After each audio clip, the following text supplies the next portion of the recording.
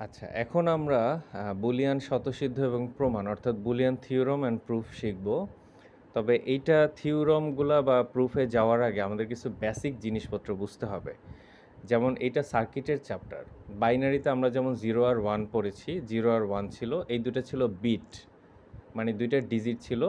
কিন্তু আমরা এই ক্ষেত্রে সার্কিটের ক্ষেত্রে 0 আর 1 এর মিনিং আলাদা। 0 বলতে সার্কিটে আমরা বুঝবো অফ, আর 1 বলতে বুঝবো অন। অর্থাৎ কোনো একটা সুইচ বা বাল্ব যদি অফ থাকে তাহলে ওইটার মান হবে 0, আর যদি অন থাকে তাহলে ওইটার মান হবে 1। এখন দেখো, ধরো আমার কাছে ২ টা সুইচ আছে। এই যে লেফট সাইডে দেখো যে মানগুলো আছে, এই ২ টা হচ্ছে সুইচকে মিন করে। ২ টা সুইচ আছে, আমরা কতভাবে অন আর অফ করতে পারবো? আমরা কিন্তু ৪ ভাবে অন আর অফ করতে পারবো। প্রথম কেসে দেখো কি হচ্ছে, ২ টা সুইচই অফ আছে।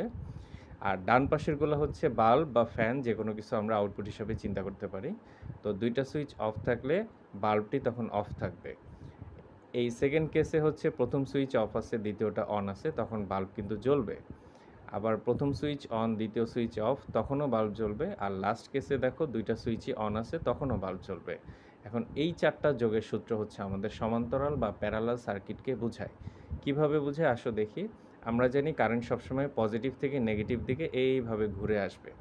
তো ঘুরে আসার পথে ওর যদি ২ টা সুইচ থাকে, সাপোজ এ একটা সুইচ, বি একটা সুইচ, আর নিচে বাল্ব থাকে, তো ২ টা সুইচই যদি অফ থাকে কারেন্ট কিন্তু তখন পাস হবে না এবং বাল্বটি জ্বলবে না। অর্থাৎ 0 + 0 = 0। ২ টা সুইচ অফ থাকলে বাল্ব অফ থাকবে। কিন্তু যে কোনো একটা সুইচ যদি আমরা অন করি বা বোথ সুইচই যদি অন করা হয়, সেই ক্ষেত্রে কি হবে? বাল্বটা অবশ্যই জ্বলবে। এই যে দেখো, একটা সুইচ অন আছে, বাল্ব জ্বলতেছে। একটা সুইচ অন আছে, বাল্ব জ্বলতেছে। ২ টা সুইচ অন আছে, তখনও বাল্বটা জ্বলবে। অর্থাৎ এই ৪টা যোগের সূত্র আমাদের সমান্তরাল বা প্যারালাল সার্কিটকে বোঝায়। এইভাবে কম্পিউটার তার যোগের কাজগুলো করে প্যারালাল বা সমান্তরাল সার্কিটের মাধ্যমে।